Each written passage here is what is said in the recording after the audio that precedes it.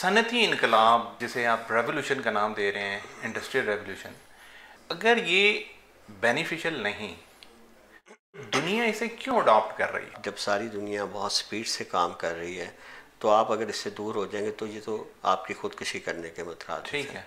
दूसरा इसका फ़ायदा ये होता है कि आप एक जगह से बहुत सारे लोगों को रोज़गार भी दे रहे हैं। सही। फिर तीसरा ये भी फ़ायदा होता है कि बाज़ औक़ात मुआशरे में स्किलफुल लोग ज़्यादा नहीं होते, ओके। तो अब अनस्किलफुल जिन्होंने पढ़ा नहीं या जो किया है वो भी इसमें खप जाते हैं, वो भी इसमें लेना शुरू हो जाते हैं। ठीक है। लिहाजा इसके फ़वाइद तो बहुत ज़रूरी है, क्योंकि आज हम जब देखते हैं ना तो हम दुनिया में किसी कौम की कामयाबी को डायरेक्टली कोरिलेट करते हैं उसकी मुआशी तरक्की से। एग्जैक्टली। चाइना, अमेरिका, ये सारे क्यों ज़्यादा अमेरिका के मुआशी तौर पर थे। ठीक।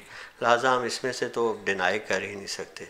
अब इसकी प्रॉब्लम्स जो हमें से फेस करनी पड़ रही हैं, सबसे गहरी इसकी जो हमें इसकी आप कह लें जो ज़र्ब लगी है वो है हमारे इक़्तिदार पर। इक़्तिदार के साथ साथ ये समझ लें कि जो भी ऐसी चीज़ जिसने मुआशरे में ये कोशिश है कि जो एक वैल्यूज़ को कायम रखे, वो आके इससे टकराई। अब ये कैसे हुआ? ये जो प्रॉब्लम्स आनी शुरू हुई हैं कि हया, इक़्तिदार, दीन जिसे कहा जाता था, इसका और ये जो आप कह लें कि सरमायादारी सिस्टम था, इनके दरमियान जो क्लैश था।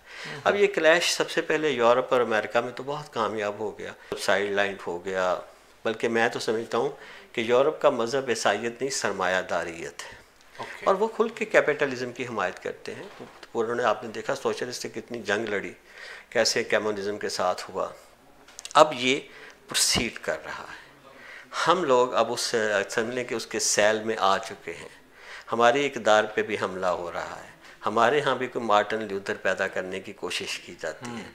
कभी वो एक नाम से आता है जो कहता है कि इस्लाम में ये कर लो तो जायज़ है, कोई कहता है सूद खा लो तो जायज़ है, कोई कहता है थोड़ी सी शराब पी लो उससे कुछ नहीं होता। तो जो मज़हब की बुनियादें हैं ना, और सबसे बढ़ के टारगेट इसका हमेशा औरत होती है। औरत को ये कहा जाता है कि तुम उस वक्त तक तुम्हारे राइट्स मिल नहीं सकते जब तक तुम मर्द की तरह बाहर नहीं निकलती, तुम वो सारे काम नहीं करते जो मर्द करता है। लेकिन ये सरमायादाराना निज़ाम की भूख नहीं ख़त्म करता। उसका मकसद ये नहीं है, उसका मकसद है चीप लेबर, ऐसी फिल्में, ऐसे एडवर्टाइजमेंट जिसमें औरत को आप एक्सप्लॉइट कर सकें। सही। और बदकिस्मती से औरत की एक्सप्लॉइटेशन पे औरत आवाज़ नहीं उठाती, वो और चीज़ों पे उठाती है। ये जो इंडस्ट्रियलाइजेशन है, जी, क्या हम इसे मॉडर्नाइजेशन कह सकते हैं? असल में ये बिल्कुल, इसको यूँ देखें ना, ये सारा कुछ इकट्ठा शुरू हुआ।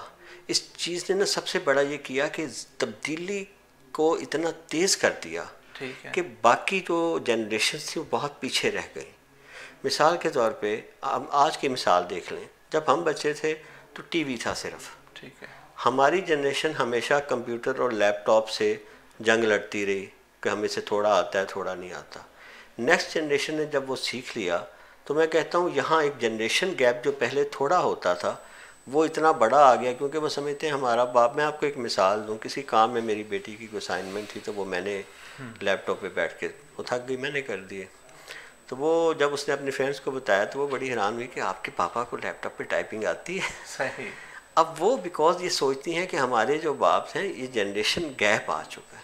अब ये हर एक नस्ल के साथ साथ ये जनरेशन गैप, अब नई नस्ल अपने आप को समझती है क्योंकि इन लोगों को ये काम नहीं आते जो मौजूदा दौर में हैं, तो हम लोग मॉडर्न हैं सही। और ये लोग ज़रा। मॉडर्नाइजेशन लफ्ज़ को ना दरअसल हमें डिफ़ाइन करना चाहिए। एक बड़ी अजीब बात है कि जो रोमन्स थे वो भी अपने आप को मॉडर्न और सिविलाइज कहते थे। ठीक है। यानी आज से जो तकरीबन अगर 755 बीसी से देखें तो ये 2700 साल पहले भी लोग अपने आप को ही मॉडर्न कहते थे। और जो इल्लामा इकबाल ने कहा था ना कि ये जो जदीद व कदीम की बहस है, ये तो तंग नज़री का सबूत है। सही। तो ये, लेकिन ये हुआ कि ये जो तब्दीली थी जो पुरानी जनरेशन नहीं सीख सकी, इसने एक डेफिनेट इम्प्रेशन पैदा किया कि मॉडर्नाइजेशन का।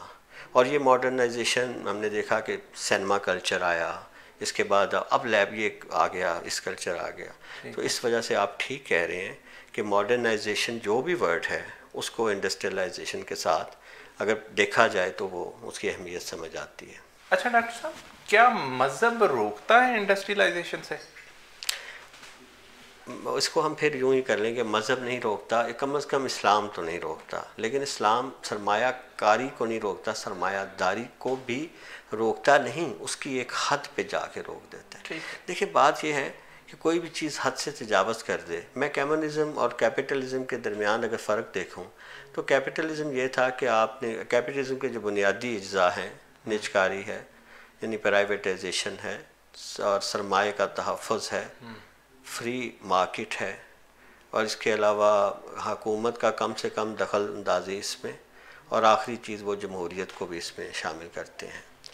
तो लेकिन इसमें सारे के सारे पांचों फैक्टर्स को अगर हम इकट्ठा करें तो वो बेसिकली सरमायादार की मदद हो रही है। आज तक कोई बैंक का ऐसा केस नहीं जो बैंक के ख़िलाफ़ किसी ने अपील की हो और वो कामयाब हो गया। सही। देखिए रैंडमली, मैक्स प्लांक की थ्योरी थी कि रैंडमली भी ना एक मिनिमम जो फ्लक्चुएशन लेवल होता है कि उसके ख़िलाफ़ ज़रूर जाता है। सही। लेकिन ये दुनिया का वो वाहिद चीज़ है बैंक्स के ख़िलाफ़ अपील कि आप पूरी दुनिया में जितनी की गई हैं वो हमेशा बैंक के हक़ में गई हैं। तो ये इसकी वजह क्या है? इसका मतलब ये है कि कवानीन और सारी चीज़ें जो थी वो उसके मुताबिक। तो इस्लाम का बेसिक मकसद ये होता है, इस्लाम का ये है कि फ़र्द की अहमियत वहाँ पड़ी है। आप पैसा कमाएं लेकिन आपके माल में फिर उन लोगों का पैसे रख दिए गए जो गरीब हैं, जिनके पास पैसे नहीं हैं।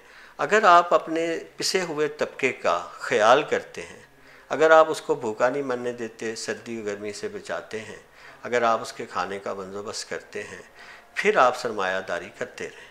लेकिन अगर आप कहें कि मैं सब कुछ करूं लेकिन मैं इस तबके को भूल जाऊं, तो इस्लाम इसकी इजाज़त नहीं देता, लेकिन सरमायादारी की डेफिनेट इजाज़त देता है। हज़रत उस्मान, बहुत सारे बड़े साहब हैं जो बहुत माशाल्लाह पैसे कमाते थे और उसमें